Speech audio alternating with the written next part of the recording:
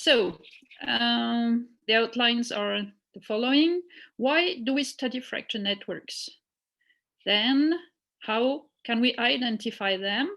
Thanks to field work, well logging, work on analogs, and modeling.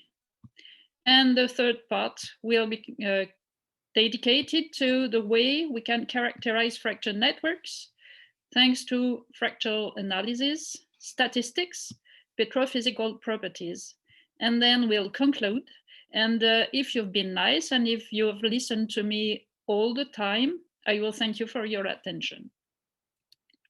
So why do we study fracture networks? Because they are pathways for fluids when they are interconnected. And here, for example, we have vertical fractures, nearly vertical in pink, and nearly horizontal fractures in white, in which the fluid circulates. Here, of course, we're at the surface of the Earth. And we've seen a very nice tour yesterday in the talk about the UDDGP program in Cornwall. So this is rather frequent. And what we can see is that water, here, this is rainwater, of course, circulates inside these fractures and opens them thanks to alteration. And we can see that this creates kinds of balls. So now let's go to the subsurface. In the subsurface, of course, we cannot see the fractures. But now, thanks to the surface observation, we know what they can look like. In the subsurface, fluids are also rainwater percolating vertically into the Earth's crust, but we also have seawater and sometimes magmatic fluids. All these fluids might mix together, and thanks to the temperature gradient, they become hot. And these are those hot fluids which are honest for geothermal production. Those fluids flowing through fractures and the wall rock around the fractures create hydrothermal alteration, and this will be the topic of Ronan's talk just after mine. So now let's go to how to identify fracture networks. Well, we of course can do field work. And here we have an example taken in Guadeloupe, Lesser Antilles. This is a volcanic island made of andesite. And on this picture, which was taken by Vivian Avelot, we can see joints at the meter scale. And you see that it crosscuts the rock and makes kinds of cubes. And if you take a sample inside one of these cubes and make a thin section from it, you will find fractures, very tiny ones, at the micrometer scale. Now let's go to New Zealand in the North Island, here, in the Taupo volcanic zone. So this is also a volcanic island, and we can see in the field that there are many fractures. At the kilometer scale, you've got the scale here, 40 kilometers, so you see that each of these fractures is of kilometer scale. So this is the way we can see the fractures from the field, but it is also interesting and necessary to complete this information with drill holes.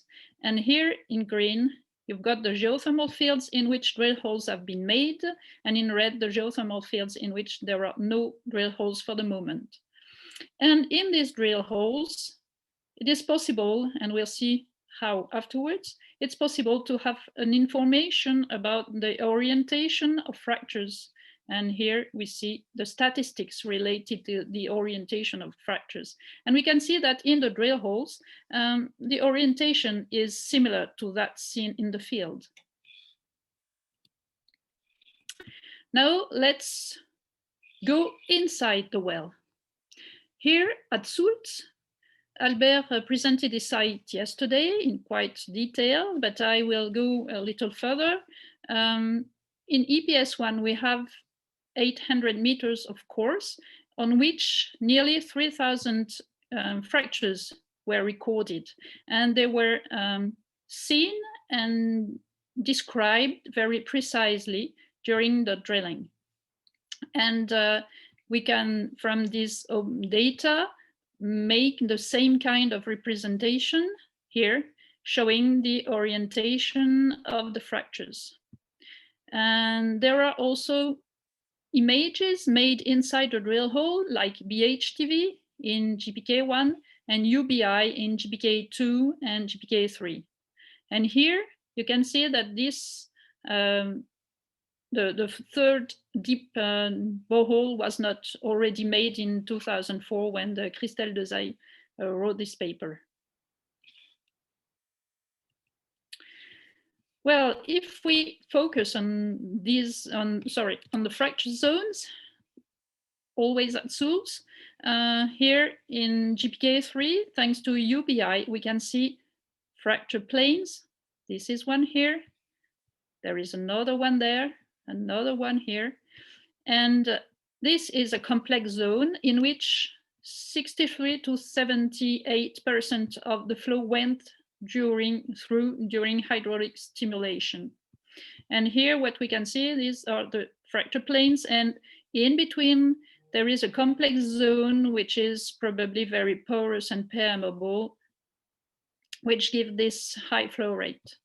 And here there is a single fracture, and in which only 4% of the flow went through during hydraulic stimulation. Let's go back to Taupo volcanic zone in New Zealand. We've got here the image obtained by BHTV in one of the wells. And we cannot see very easily the fractures, but here when it is interpreted, it is much clearer. And here, for example, you've got a rather big fracture. The interest of this kind of figure is to determine the dip and the dip direction of the fractures. The amplitude of the curve gives the dip. Sorry. If the fracture were horizontal, it would only give a line, horizontal line like this. So this amplitude gives the dip, and the location of the maximum of the curve according to a reference line, for example, this one, will give you the orientation, the dip direction of the fracture. Now let's go to analogs. You remember, if you were there yesterday evening, you remember the talk by Joanne Clay, which is doing her PhD in the MEAT program. And thanks to analogs, it is possible to identify fractures and to know them better thanks to samples that you can take in the vicinity of the fractures and further from the fractures to study the properties of the rock. And there will be a talk given by Ghislain Trulinck just after that by Ronan Hébert. Another way to complete the information about fracture is to perform modeling. And here, for example, at Sulz, it is a work done by Judith Sauce and collaborators. She modeled the fractures thanks to their orientation, their importance in terms of fluid flow, and she did this work. They did this work in all of the drill holes. So here, for example, it is for GPK1, here for EPS1, GPK3, and so on. So the resulting image is this one, in which all the main fracture zones were represented. When these fractures are represented, it is possible to discretize them, as was explained before in the talks. And thanks to this discretization, it is possible to simulate fluid flow. Now, how do we characterize fracture networks? we stay at Sulz, and here we can see at the global scale that the fracture network is divided into three clusters. The upper one here, the middle one, and the lower one. The lower one is that in which the brine is produced at present. So we can see that these fractures are grouped into clusters, which are separated by non-fractured or little fractured zones. We've also seen that the fractures can be seen at the micrometer scale up to the kilometer scale. So this is really a good opportunity to study them by fractal analysis. So what is fractal analysis? Here at Sulz in the EPS1 well, thanks to the observation of fractures on the cores, we've been able to plot the density of fractures, which means the number of fractures per meter according to the depth. And here you can see that the maximum amount of fractures per meter is about 35, which is enormous, isn't it? 35 fractures in 1 meter of rock. Can you imagine what it represents? And it is only on the core. The core is a small size. It is about that size. So in diameter. So here we've got the density. And then what we do is that we take the depth of each fracture and we imagine it on all along the drill hole here. And then we apply an analysis line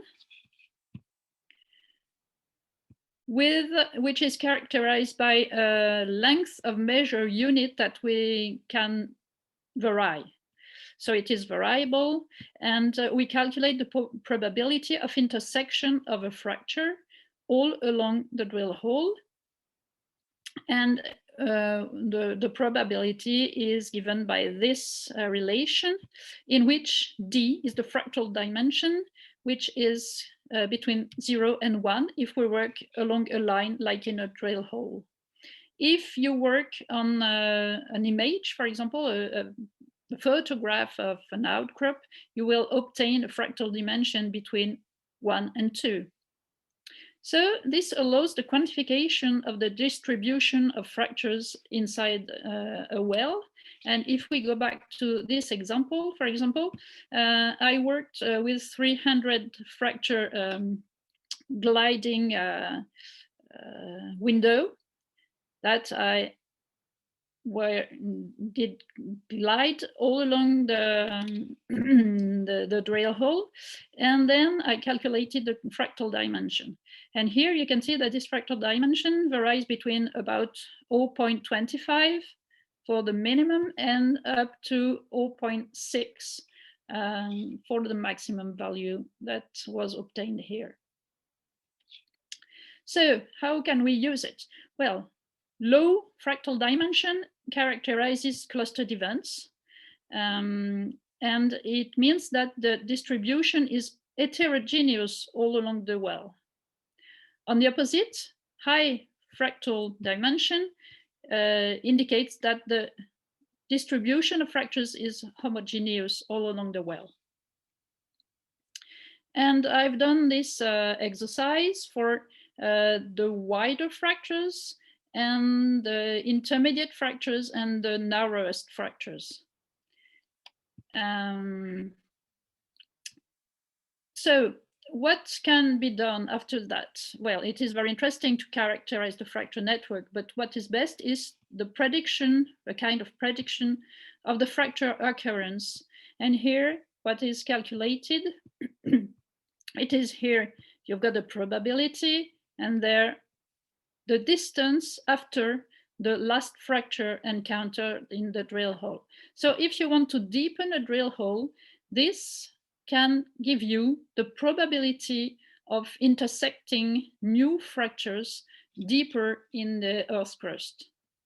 So here, For example, what we can see, you remember, we had the lowest fractal density, which was 0.25, and the highest 0.6. And here we can see that for the black dots here, the lowest fractal dimension, the probability of intersecting fractures is higher than for the fractures with a high fractal dimension. So this allows to know that we'll always be able to cross-cut fractures characterized by low fractal dimensions. That means fractures that are clustered. Now let's come to the statistics. Cathy Ford yesterday evening gave us a very good talk about statistics that she practices on her fracture network.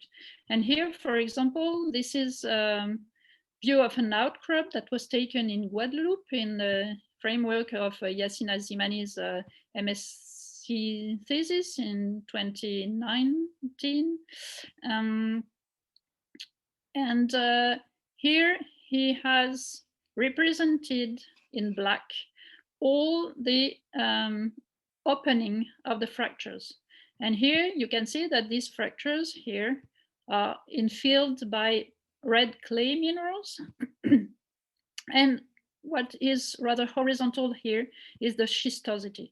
And we can see that these red clay minerals invade at the same time the vertical fractures and the horizontal schistosity, which means that they are interconnected.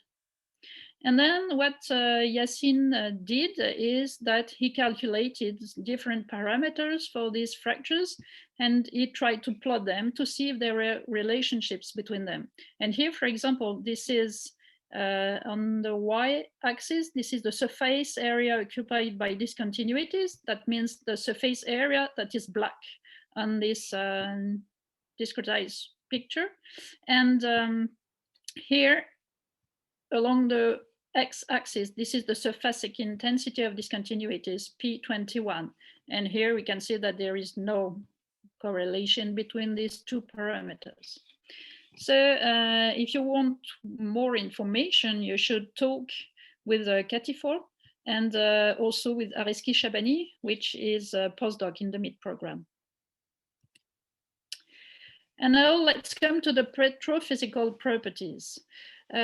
We've seen on the BHTV in GPK3 that the rock, when it is fractured, is also generally altered. You remember it was the complex figure on the left of the screen. And here, when we have a look at the petrophysical properties in a drill hole, here it is in EPS1, we can see that when the rock is fresh, the velocity of P waves is around 6, a little less than 6 kilometers per second. The density of the rock is around 2.65, and its porosity is around less than 3. But when the rock is fractured and altered, we can see that its properties vary consequently. And here, for example, we see that the velocity of P waves comes down to 5 kilometers per second. The density, is decreased down to 2.5, and the porosity is highly increased up to 11% as regards NFI measurement in the drill hole. But I also made some measurements on samples, and it showed a maximum porosity of 27% on plagioclases that were extracted and 25% for the whole rock. So we can ask, is it still a granite? I'm not sure. And now when this is looked at the scale of the well, or at several hundred of meters, here is a work by Judith Sauce and collaborators, and she showed She calculated equivalent permeabilities, and she showed that there were several zones in which the permeability was higher, normally for fresh granite.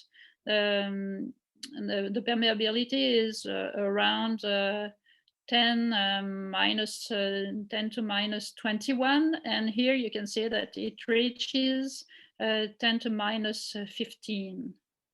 So she showed this way in GPK1 well that there were several zones in which the permeability was highly increased, Ka, Kd, and Kf for the most permeable zones, and they showed that this corresponds to major flowing fractures that were recorded on the well logs. And the same can be done on samples in the lab. And here, these are results given by Vivien Navelot in Guadeloupe. And he made measurements of density, permeability, porosity, thermal conductivity, and P-wave velocity. And he made some diagrams like those to show if there are or not correlations between these different parameters. And when they correlate, they allow to show the flow pathways. And now to conclude, how can we use all this information about fracture networks from an example in Guadeloupe, also by Vivien Navelot. He made a conceptual model of fluid circulation. Here you see the meteoric water reload, so rainwater coming down to the Earth's crust. And there is also recharge by seawater and magmatic fluid eventually coming from the ground, underground. And all these fluids mixed together. And yesterday evening, we've seen that when the fracture, yesterday or the day before, I don't remember exactly, we saw that when the fractures cross each other, there is an opening which never closes. So this is what we're looking for the location of exploratory wells. And we also combine the information about fractures with geophysics. And this allows the location of exploratory wells. And here we can see that not only the fractures allow the circulation of fluid, which becomes hotter and hotter, but also the nearly horizontal discontinuities linked with schistosity and discontinuities between lava flows. And here then we can locate the exploratory wells and hope to find hot fluid which can be harnessed for geothermal application. Well, thank you very much for your attention. Thank you, Béatrice. I will now share the second part of the lecture of Ronan Hébert. Welcome to the second part of this talk, which focuses on hydrothermal alteration. Sorry for not being in live, but you'll be able to ask your question to Béatrice Ledésert at the end of the presentation. Hydrothermal alteration is the result of interactions or reactions between hot fluids, which are generally natural heated water containing a variety of dissolved elements, compounds, and gases, and rocks. These fluid-rock interaction, which depend on several parameters, such as temperature, fluid composition, fluid-rock ratio, time, permeability, and pressure, lead to rock transformation. This rock transformation involves petrological changes through chemical and mineralogical reactions, which will lead to the transformation of primary minerals into secondary hydrous phases, in particular clay minerals. This reaction may also change the rock microstructure. The dissolution and precipitation processes will modify the petrophysical features of the rock, such as Béatrice showed previously. That means density, porosity, permeability, which will modify the transport properties of the rock.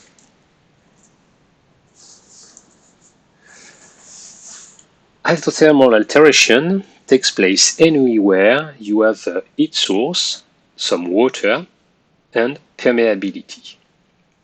Heat source occur where there is a thermal anomaly.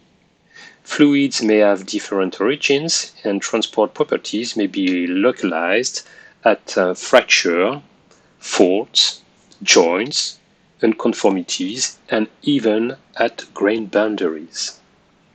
Here are two examples of hydrothermal alteration in metamorphic context.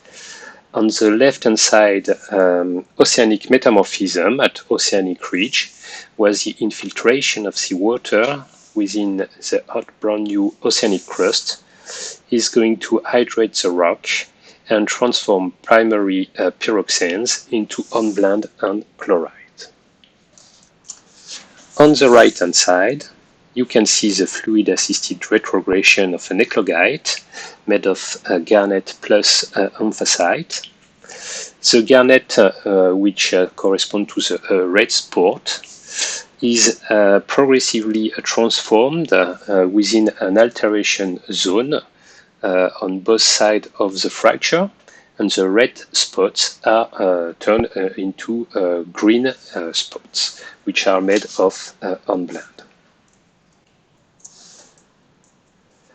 Alteration, hydrothermal alteration is a common phenomenon in geothermal system, where the triptych heat plus fluid plus permeability occurs and is essential, as well as the occurrence of an impermeable layer, which will play the role of caprock and confine the geothermal resource. Hydrothermal alteration is characterized by hydrothermal alteration zones that display several features that are visible at different scale, from outcrop to mineral. The first striking change concerns color, for which you have three examples on this slide. Top left, the fossil geothermal system of Terre de Haut in Guadeloupe, which is located in a volcanic context. Hydrothermally altered, you can see on the left part of the picture the altered andesite, which shows a gray-yellow color, which contrasts in the panorama with the dark unaltered andesite.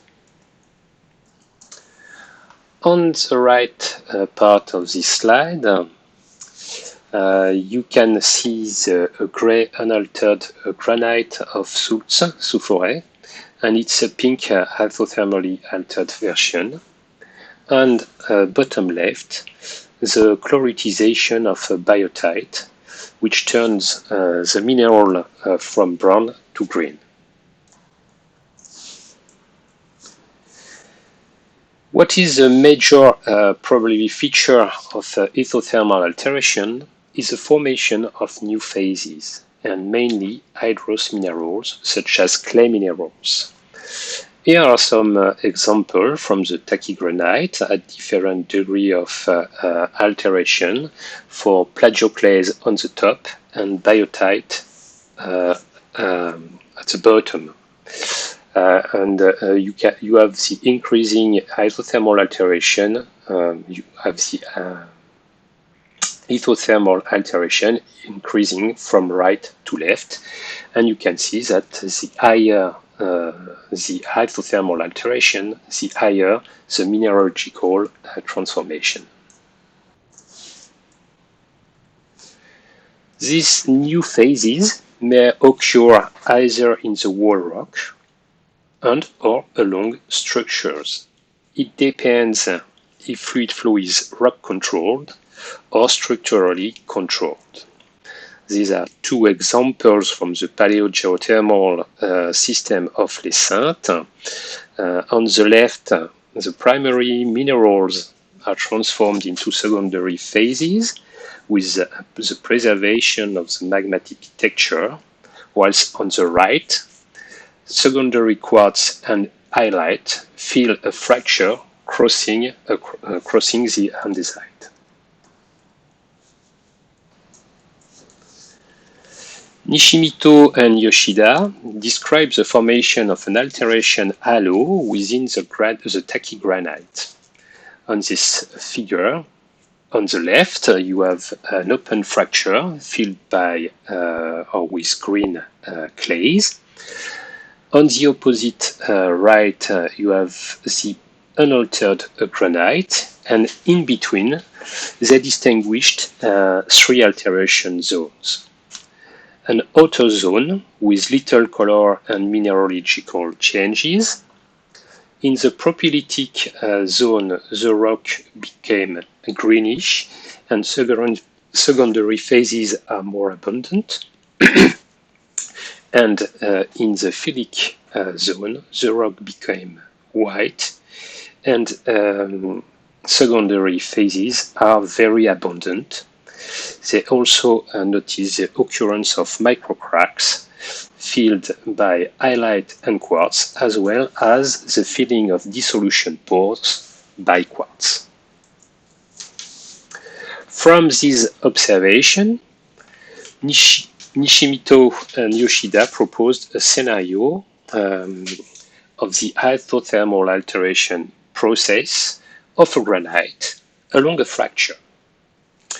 In the outer zone, plagioclase starts to break down. The pore of plagioclase is dissolved, leading to the formation of pore in the inner part of grains, and biotite undergoes a beginning of chloridization along cleavage. In the propylitic zone, biotite starts to dissolve. Secondary phases, in particular iron-rich phyllosilicates, form within plagioclase and biotite. And finally, in the phyllic zone, the alteration of plagioclase is very high. Feldspar starts to break down as well. Biotite is more or less completely transformed into hylite. This zone also shows the presence of microcracks that are filled by quartz and hylite, indicating that fluid infiltrated along this pathway.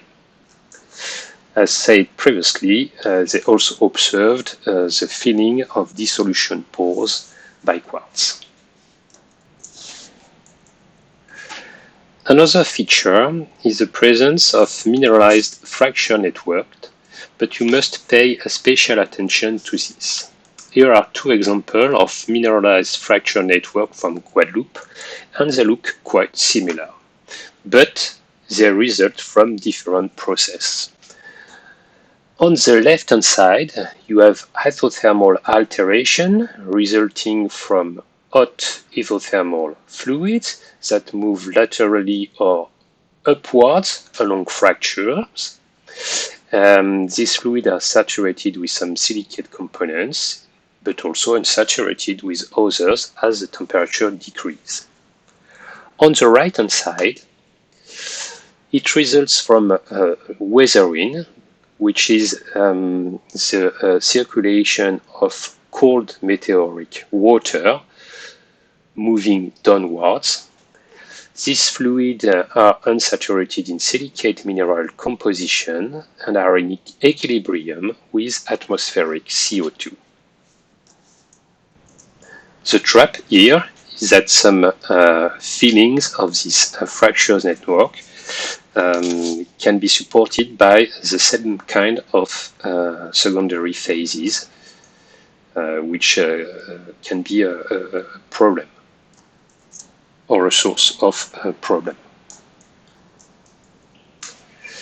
Another way to identify hydrothermal alteration is to identify the occurrence of secondary phases. Here is a list of some phases occurring in a hydrothermal context. Clay minerals are very frequent and abundant, but there are some other phases such as calcite or quartz, which can occur in many other contexts. Nevertheless, there are some specific minerals of hydrothermal alteration, such as adularia or halonite, for example. And so if you're able to identify the occurrence of these specific minerals, you know that you deal with hydrothermal alteration. Eventually, the last feature of hydrothermal alteration is the occurrence of alteration zones,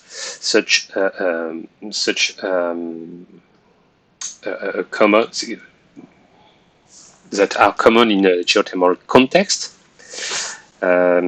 which is the clay mineral zonation from smectite to chlorite via highlight. Here are two examples from Guadeloupe. The top left picture is a schematic representation of the buoyant active geothermal reservoir, where this zonation, this clay zonation, is vertically observed. Bottom left and right pictures correspond to the exhumed paleogeothermal reservoir of Les Saintes, where this zonation is horizontally observed.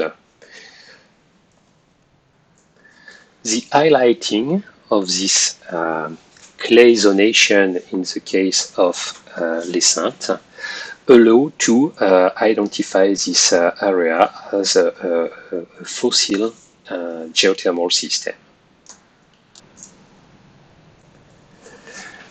I am now going to show you the case study of Sulz.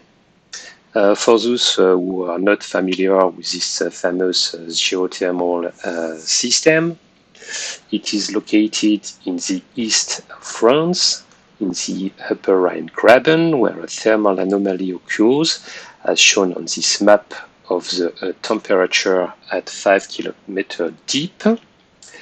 The deep exchanger of the geothermal reservoir is localized in a fractured and altered granite between 4,500 and 5,000 meters deep. The power plant uses a triplet composed of a production well, GPK2, and two injection wells, GPK3 and GPK4. I apologize for these pictures, which described the exploitation system in 2005, where there was at that time 2 production wells and 1 injection well. So please disregard the arrow on this picture. The geothermal fluid flows through a fractured network along which hydrothermal alteration takes place. The main hydrothermal phases are calcite and highlight. This figure shows the calcite content, the fracture zone, the flow ranking, the granite facies and granite facies in terms of alteration or degree of alteration, and the highlight content as a function of depth for GPK2 borehole. We can observe that fluid flow is fracture zone controlled. Fracture zones correspond to hydrothermal alteration zones, and the most conductive ones show high calcite and halite content within highly altered granite. The less conductive fracture zone show no calcite, low to moderate halite content within a weakly altered granite. We can also observe that unaltered granite do not show abnormal calcite content and occurrence of halite, and we can also notice the occurrence of hydrothermal alteration zones with no evidence of fluid flow, which are located at around 4,700 meters. On this diagram, we have reported fluid flow information as function of calcite content and halite content when available. You have, we distinguish three categories of permeability, from left to right: very conductive, moderately conductive, poorly or not conductive. And we have also distinguished three ranges of calcite content, from top to bottom: important calcite content, over 10%, low to moderate calcite content, from 2 to 10%, and no significant precipitation, which correspond to a calcite content below 2%. We have reported in this diagram the results for the three boreholes: GPK2 in red, GPK3 in blue, and GPK4 in yellow. The first striking feature is that the relationship between calcite content and fluid flow varies from a well to another. This suggests different permeability properties amongst the wells. That means different stages of hydrothermal alteration. These data suggests that conductive fracture zones are open fractures with alteration halo, which correspond to a halitization and calcite precipitation. Poorly or not conductive fracture zone can be interpreted as clogged or in way of clogging fractures, low fluid flow through remaining space of fracture zone or in the hydrothermal altered damage zone taking place. These results can be reported into the distribution model of Glass et al., in which the main fluid flow is accommodated by present-day permeable calcite veins, which act as open fractures, and, in a less extent, by halitized zone with high porosity and low calcite content. Poorly or not conductive fracture zone would correspond to a paleopermeable hydrothermal altered zone filled by halite or almost sealed calcite veins. Thus, to conclude, studying hydrothermal alteration provides a better understanding of past, present, and future fluid flow evolution within a reservoir. Present-day permeable channels may become impermeable barriers due to hydrothermal alteration and second phases formation. As the stability of the flow pathway is essential for the performance of the geothermal reservoir through its lifetime, the characterization of hydrothermal alteration allows to identify clogging phases and then propose suitable stimulations to remove them and enhance or maintain an efficient connectivity in the geothermal reservoir.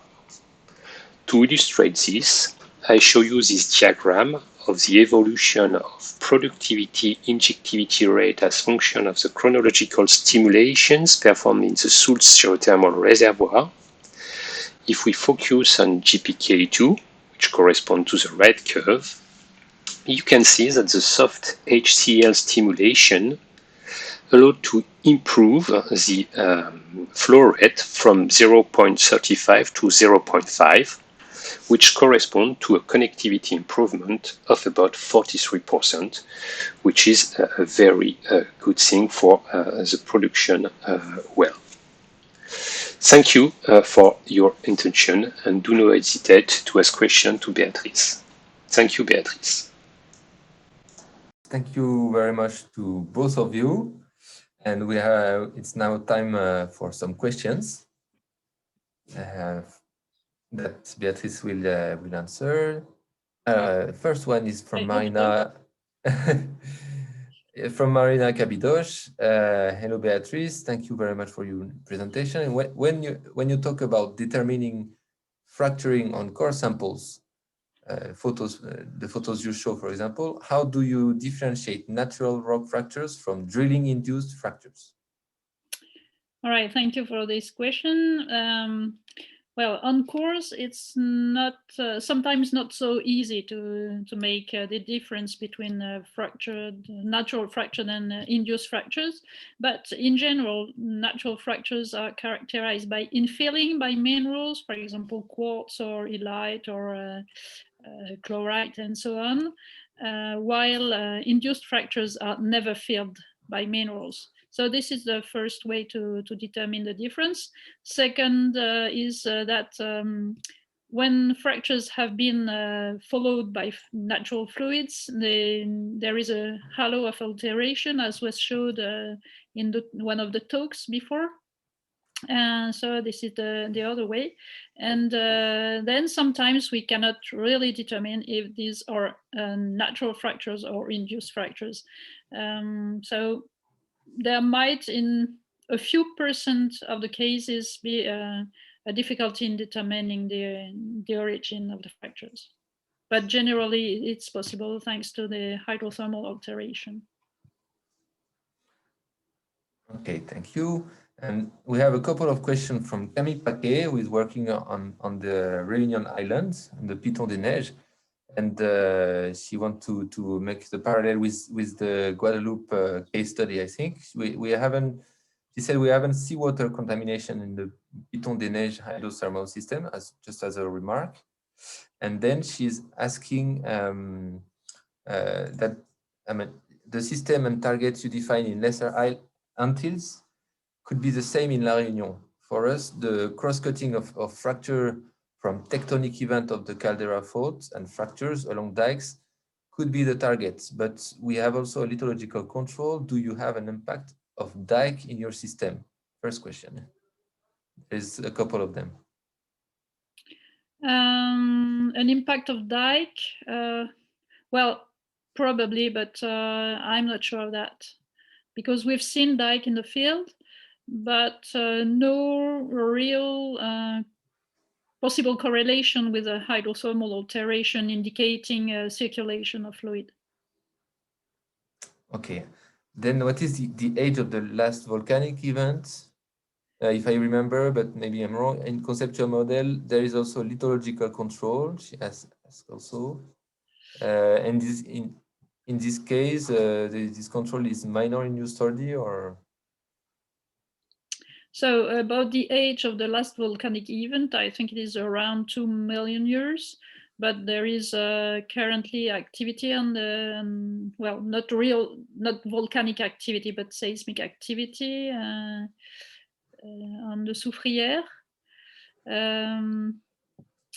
Next question. It's about the conceptual model from Navlo, the lithological control of the Yes. lava flows or something like this. Yes, lava flows, debris flows, for example. Also, there is a difference in the porosity and permeability of the different kinds of volcanic rocks in Guadeloupe. Yes, you're right, Camille. Is this control a minor one or a major control? Well, it is one of the major ones, Mm-hmm. as was visible on the conceptual model by Vivien Navlo. And okay, so yes, sorry if I can complete the answer. At the beginning, in the models made by the BRGM, the French Geological Survey, there was only a vertical control thanks to fractures. But indeed, we've shown in the GeoTref program that there is a rather horizontal control thanks to these discontinuities between the lava flows and debris flows. And inside the debris flows also, there is quite a high permeability. Okay, she's good, very good. She's asking for more discussion also with you in the future about that. With great pleasure. I have a question also from Eba Atef. Thank you for your talk. Could you characterize fractures by wireline logs and seismic only, without surface results or core data? And what exactly the type of logs that help in understanding the fracture distribution and the flow? And she's also asking he is also asking, he or she, I don't know, about the petrophysical property. How can we calculate VP? All right, thank you for this question, Eba. Is it possible to characterize fracture networks without field control and without cores? Well, everything is possible, but that depends on the precision you want to have in the distribution of fractures. Thanks to well-log imagery like BHTV or UBI, for example, it's possible to have quite an interesting view on the set of fractures. And this has been very well shown by Carole Glass, for example, or Jeanne Vidal in the Rheingraben. But if you have absolutely and no core data, yes, of course it's possible. It is what happened in GPK2, GPK3, and GPK4, where there were no cores to my knowledge. But maybe I'm wrong. And it is possible to work on cuttings, on rock chips extracted from the drill holes. But of course, the information is not as precise as it is as when you have cores. So I would answer on a global way. That depends on the precision you want to have in a fracture network. Okay. Thank you very much. And how can we calculate? Sorry, how can we calculate VP? Well, it is done in the well logs. It is sonic emission and reception, and the same in the labs. There are special devices to measure the response of the rock to sonic impulsion.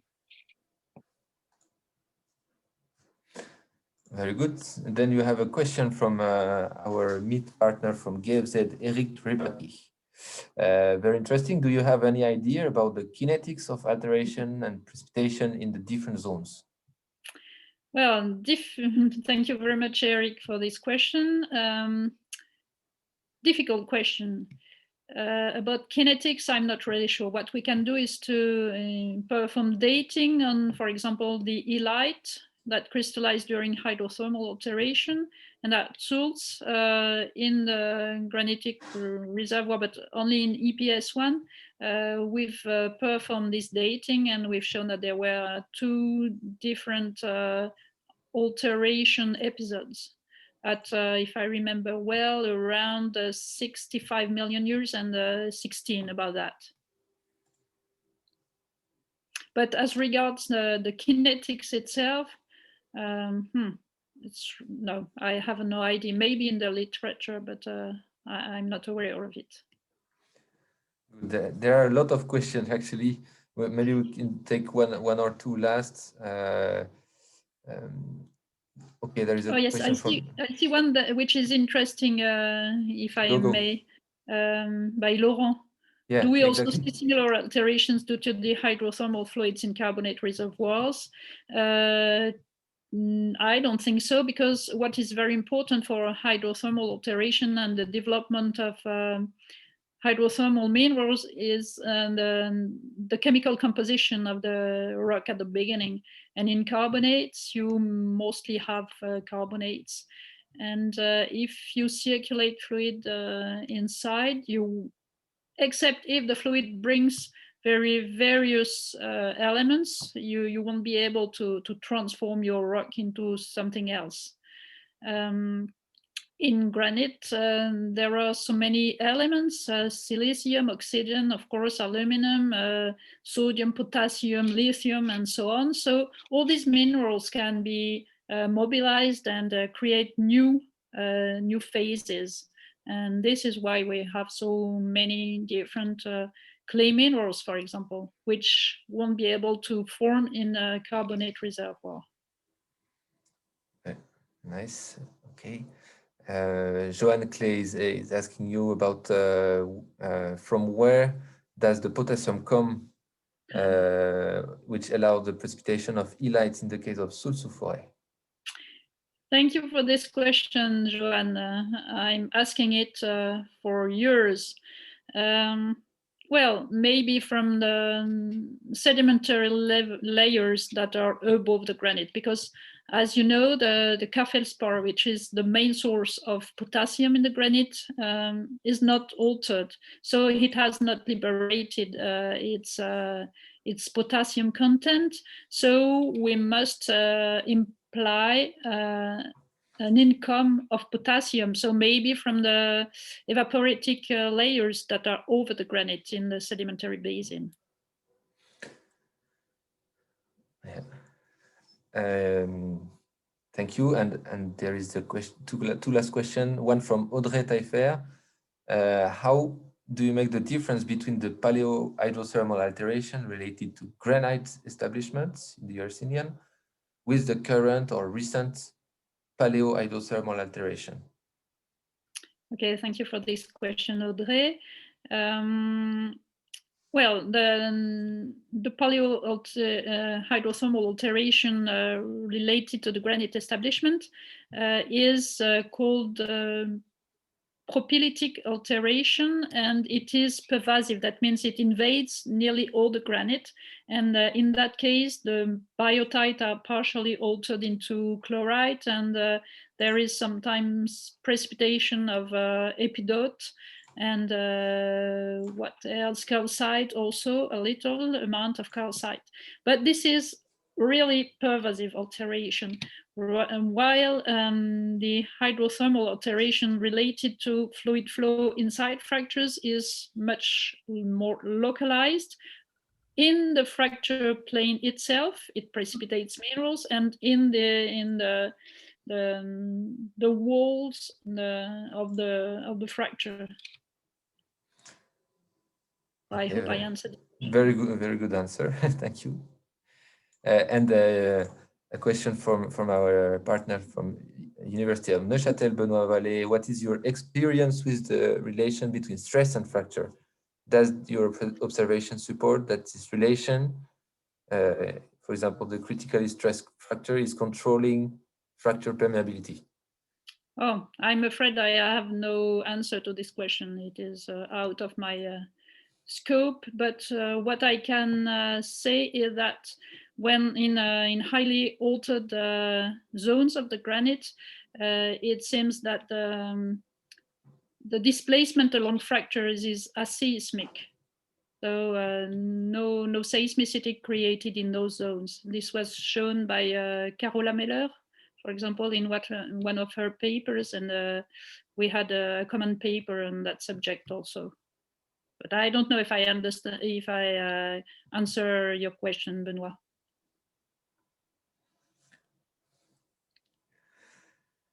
Okay, I think it's time to move on.